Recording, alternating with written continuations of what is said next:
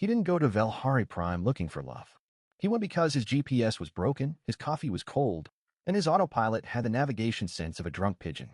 But the moment she turned around, one amber eye glowing, one copper tail flicking like it was personally offended by his existence, Marcus Webb forgot everything he had ever known about women, space, and personal boundaries. This is that story. Marcus Webb was 32, profoundly ordinary, and completely fine with both of those facts. He hauled cargo for a company called Stellarbound Logistics, whose motto was, and I promise I am not making this up, we get there eventually. His ship, the Rusty Wanderer, had a cracked viewport held together with thermal sealant and pure optimism. His co-pilot seat was occupied by a cactus named Gerald.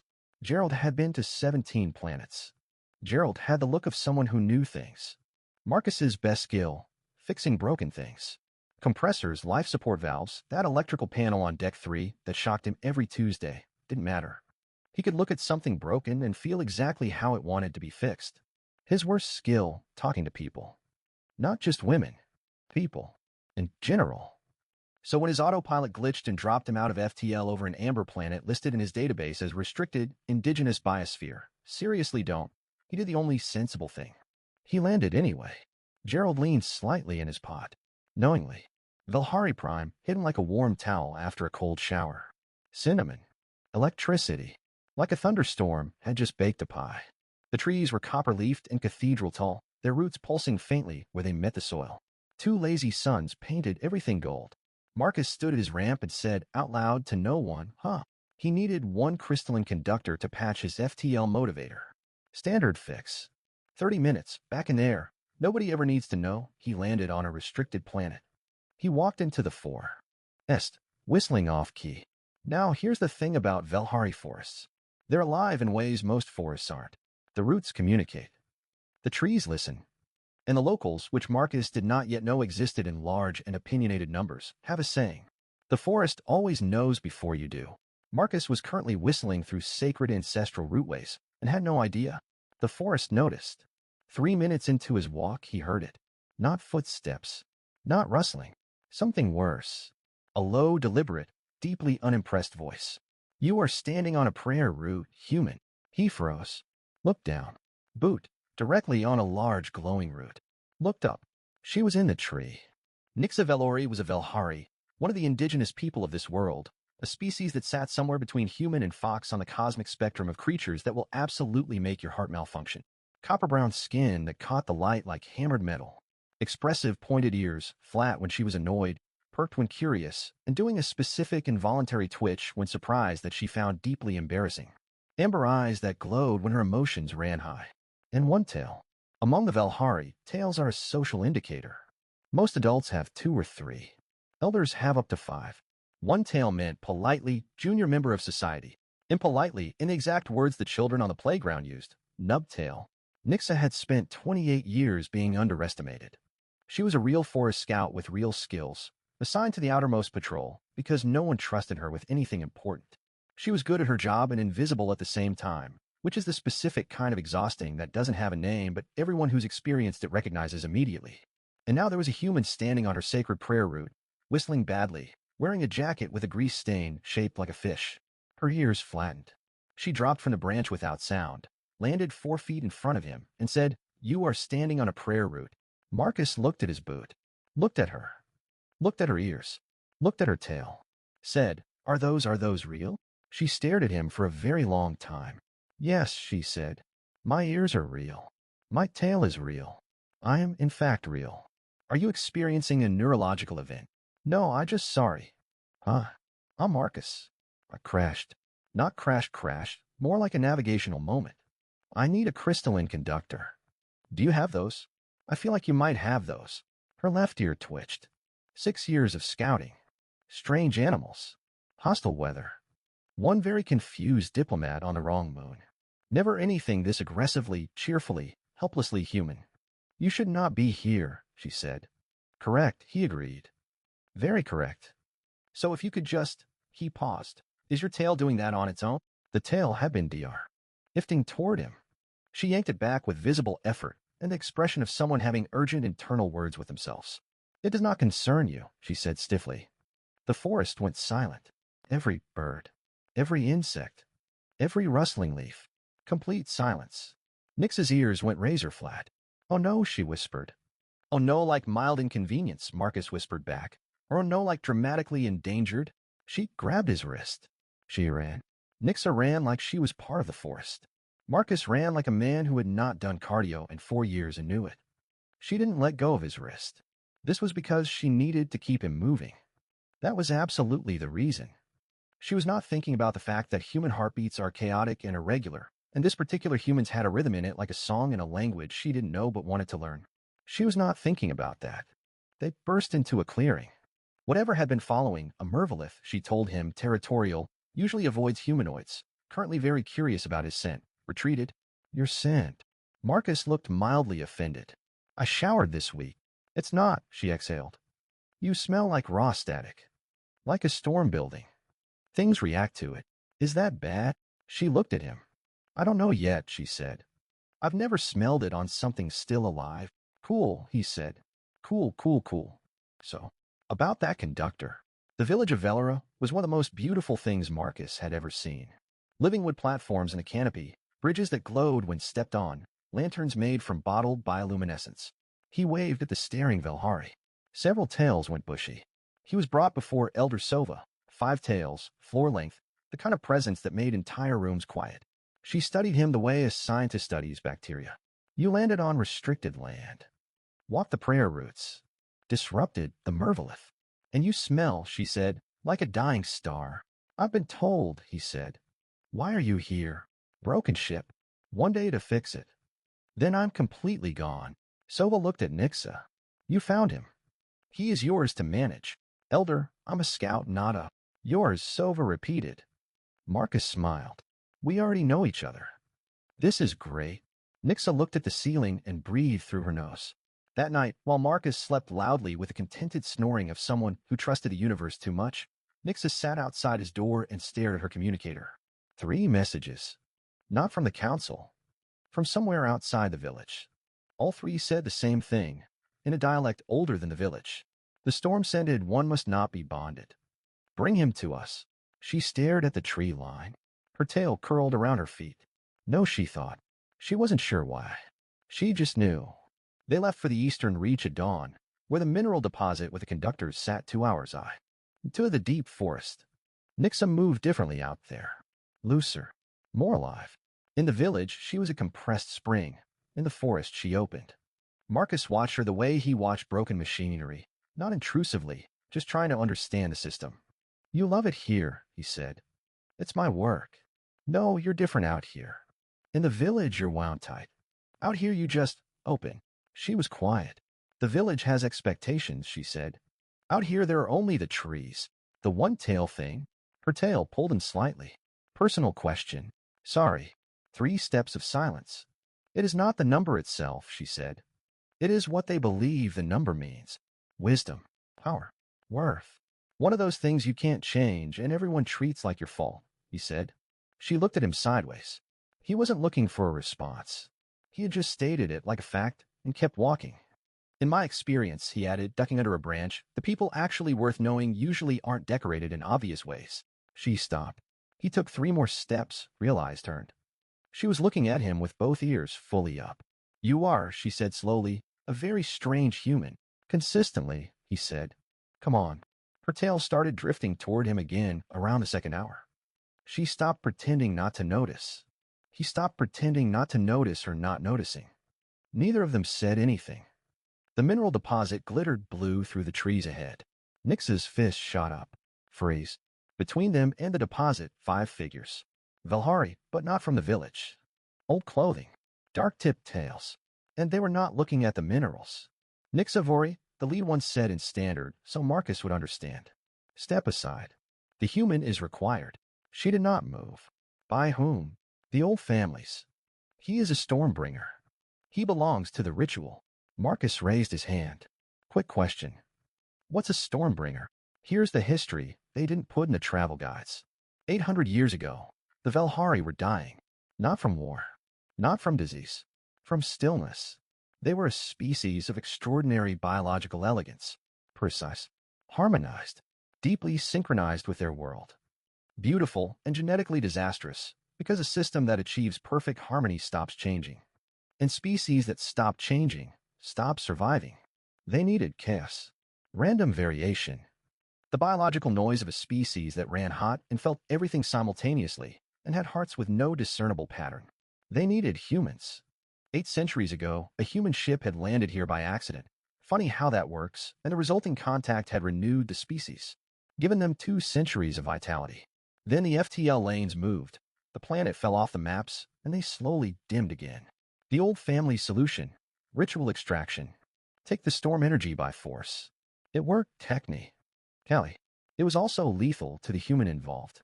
Nyxa explained this in 45 seconds while watching the 5 scouts. So I'm a biological battery, Marcus said. A catalyst. The old families want to extract your storm energy by ritual. Which is lethal to you. Good, Marcus said. Glad we clarified that. The lead scout stepped forward. You cannot protect him, Nubtail. One scout. Step aside. Something shifted in there. Marcus felt it. Looked at Nyxa. Her ear had done the twitch. Not the charmed one. Not the amused one. The dangerous one. Call me that again, she said softly, and I will show you exactly what one tail can do. She moved. Here's what Marcus discovered in the next 60 seconds. Nyxa's tail was not a status symbol. Not with 8 years of training concentrated into a single limb instead of spread across 3 or 4 decorative ones. One tail, focused, fierce, carrying a lifetime of being underestimated. She swept 2 scouts' legs out simultaneously with one fluid arc, redirected a thrown net off its tip. Used it as a counterbalance to kick from angles that looked physically impossible. Marcus, meanwhile, contributed what he could. He sat on the ritual extraction device, destroying it. Did you just SIT on that? Nyxa demanded, mid-spin kick. It worked. That was a 300-year-old artifact. Priorities. 2 down. 2 retreating.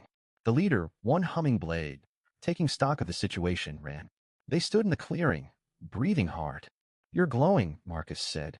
You are too, she said. Her tail drifted over and wrapped around his wrist. She yanked it back. Whip. The conductor, she said, louder than necessary. Right, he agreed, at equal unnecessary volume. The conductor. He pulled the conductor from the deposit in 3 minutes. Blue light pulsed through it like a heartbeat. We can go, he said. Good. Then you can leave, right?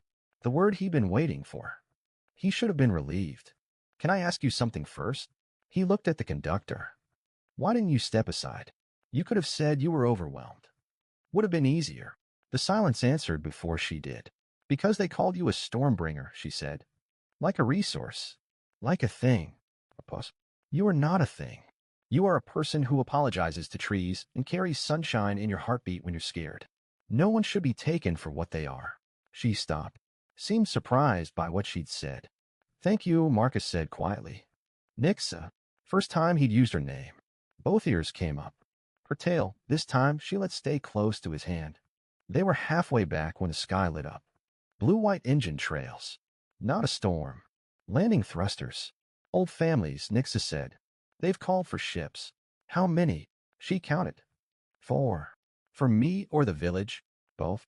You're the excuse they've been waiting for. 3 seconds of quiet. New plan, Marcus said. His plan was, as Marcus described it, ambitious, slightly insane, and contingent on nobody asking too many questions. As Nyxa described it, it works. They warned the village. Sova was already standing in the central platform like someone who had been ready for this fight for years. Marcus went straight to his ship. Conductor installed in 11 minutes. Personal record. Then he pulled up something he'd never tried, a close-orbit burn sequence. Not landing, not departing. A controlled hover at 300 feet, engines running at full burn, radiating Velsheri across the entire canopy. Storm energy. Not extracted. Not taken. Just present. A ship-sized version of one ordinary human standing in the forest glowing like a lantern. He explained this to Sova in 3 minutes. She studied him. This will not save us permanently, no. But it buys time. Time to do this properly. Without rituals. Without force. There has to be a better way. A cooperative way, Sova said. Between our species. Yeah. She looked at Nyxa. At the glowing human beside her. At the tree line. Do it, she said. Marcus ran for his ship. Stopped on the ramp. Turned. Nyxa was at the bottom, bag at her feet, both ears forward. Come with me, he said. Co-pilot. I have never co-piloted anything. Neither has Gerald, and he's been doing it for 8 years. Pause. If this doesn't work, it'll work. If it doesn't, Nyxa. Yes. I drove through 17 planets without stopping for anything. I stopped here. I don't think that was an accident. Her ear twitched. She walked up the ramp. The rusty wanderer rose to 300 feet and held. Then the engines bloomed. Velsheri flooded the canopy in waves, a white, warm, radiant, like a sunrise that came from inside the trees rather than above them. The roots lit up from tip to base. The bioluminescence in the soil flared, ran through the prayer roots, spread across the forest like blood rushing back into a sleeping limb. The village went silent. Then the oldest among them, those who had not seen the roots this bright in their entire lifetimes, began to weep. In the cockpit, Nyxa had figured out the control layout in 4 minutes and had her hand on the stabilizer without being asked, because she just knew the burn would need it. Their lead ship is signaling, she said. Demanding you land. Noted. Ignored. The 4 old family ships slowed. Stop. They had not assumed a cargo ship. They had not assumed a man willing to burn his own FTL for a planet he landed on by accident. The lead ship opened a channel. Velra, we will speak with Elder. Marcus let out a breath he felt like he'd been holding since he stepped off the ramp. Nyxa's hand was on the stabilizer beside his. Neither of them moved. Her tail settled over both their hands. This time, she let it stay. Marcus. Yeah. The FTL motivator. He checked the readout. The burn had stressed the P. Ramari coil. He could fix it. But not in 3 days. How long, she asked. He looked at Gerald. Gerald had the expression of someone who had always seen this coming. 3 weeks, Marcus said. Minimum. Silence. That is, Nyxa said carefully, a very complex repair. Very complex, he agreed. Outside the cracked viewport, Velhari Prime glowed gold and blue and alive. The next 3 weeks were the best of Marcus's life. The diplomatic resolution happened, the old families accepted the council's terms, a cooperative framework was proposed, and Marcus was somehow listed in the meeting notes as First Contact Liaison Informal, a title he found very funny and had printed on 0 business cards. Nyxa became, almost accidentally, the village's most important person. She had found the Stormbringer, protected him, co-piloted the burn. In 40 hours, she had done more for her people than the old families had managed in a century of posturing. They stopped calling her Nubtail. They called her Velsheriren, Stormfriend. She pretended this didn't matter. But her tail held itself at a new angle, a permanent, easy, confident angle that it had never held before. On the 15th evening, they sat on a root bridge above the canopy, feet dangling, 2 cups of sunrise tea. You'll leave, she said. Not an accusation. Just a root fact. My motivator needs 3 weeks. After 3 weeks, Marcus was quiet for a moment. I haul cargo for a mid-tier shipping company, he said. 8 years. 32 stops, 4 of which I actually enjoy. I have a cactus, a cracked viewport, and a grease stain I keep meaning to fix. Marcus, I'm saying that there is not a single thing on my regular route that I will miss. She went still. That's not fair, she said quietly. Why? Because I want to believe it, and I don't know what I would do if I believed it and then. Nyxa. She stopped. I flew through 17 planets without stopping for anything, he said. I stopped here. My navigator didn't glitch, or maybe it did, and maybe that's the same thing. I don't know. I just know I walked into a forest and found someone who fights like a storm and moves like the trees and talks about the stars like she's already friends with them. Her tail curled around his wrist. Decided. Not nervous. Not involuntary this time. 3 weeks, she said. 3 weeks, he agreed. And then we figure out the next part. Cargo routes aren't noble, she said. But warmly. Neither is outer perimeter scouting. You did it because you loved it. Yes. Well, now I'll have a reason to come back. 3 weeks later, to the day, Marcus Webb stood at the bottom of the Rusty Wanderer's ramp with a fixed FTL motivator, a full cargo manifest, and Gerald and his pot in the co-pilot seat looking insufferably smug. Because Gerald always knew. The scouts were there. Sova was there, because Sova went where she pleased. And Nyxa, who had a pack B. AG at her feet. I thought Marcus started. I told you, she said. I stood at the station viewport and watched 300 unfiltered stars for an hour. You said something out there was moving toward you. I was right, she said simply. Her tail wrapped around his wrist. Not nervous. Not involuntary. Completely, finally, intentionally. I have one tail, she said. I am junior by every measure my people use. But I am very good at knowing which way a trail leads. She looked up the ramp. This one leads up. Marcus looked at Gerald. Gerald did not blink because he was a cactus and physically could not, but the energy was there. The co-pilot seat is Gerald's, Marcus said. Gerald, she said, can move. The rusty wanderer left Velhari Prime on a Tuesday. The trees lit up as it climbed, one final bloom of Velsheri cascading down through the copper canopy, roots pulsing bright from edge to edge of the forest. Not a last time. The diplomatic framework Elder Sova proposed was formally adopted 8 months later. Marcus Webb's name appeared in the official Velhari record as first contact liaison, informal, which he framed and hung above Gerald's shelf. Nyxa Velhari filed her notice, was immediately offered a senior scout position, transferred it to the newly created post of off-world scout, and proceeded to log 14 of Marcus's cargo stops in a small notebook in her own language. She gave Kelvin Station 2 stars out of 5. She gave the triple sunrise over Velhari canopy, seen through the rusty wanderer's viewport, 14 paragraphs and a hand-drawn diagram. Gerald the cactus moved to a shelf above the co-pilot seat. Nyxa gave him a small decorative bow on arrival. Marcus did not mention this for a full week out of respect for the moment.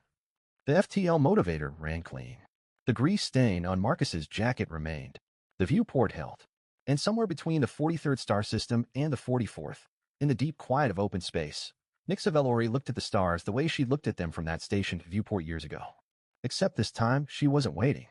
She was already moving. There is a saying on Velhari Prime that the old families tried to weaponize, and the scholars turned clinical, and the children whispered on playgrounds as an insult. Velsheri. What actually means, in the oldest dialect spoken at root level by trees that have been listening for 800 years, is very simple. The spark that keeps things alive. Not extracted. Not taken by force. Just met. And this is how it works when the universe quietly breaks your navigator and drops you somewhere you were never supposed to land. You step off your ramp. You put your boot on a prayer route. And a woman with one tail and amber eyes drops from a tree and looks at you like you are the most inconvenient miracle she has ever encountered. And you wave. And somehow, messily, without dying, with a cactus as your only witness, the spark finds what it was always looking for. Gerald knew from the start. If you made it to the end of this story, share it with someone who needs a reminder that sometimes the universe breaks your GPS on purpose. Comment Gerald sent me in the comments if you made it this far, and let us know where you are from. If you like hearing this story, like and subscribe for all new episodes. The stars have so many more.